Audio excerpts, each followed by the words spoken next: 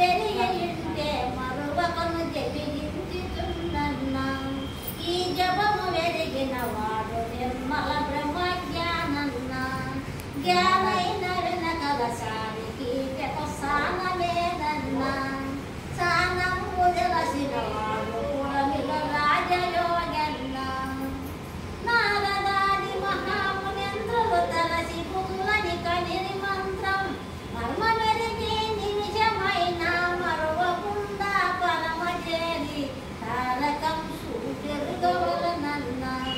సద్గురుని కృపచేతారకంజము తలసి గణమన్న